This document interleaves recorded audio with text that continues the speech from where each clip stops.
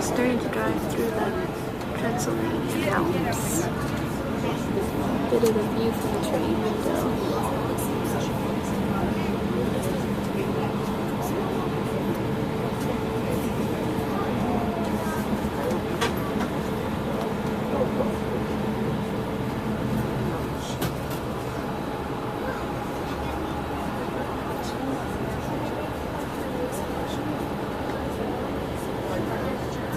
I'll be here for just under a month, hoping to serve some missionaries here and hopefully join the medical team that will be arriving from the States in a couple of weeks.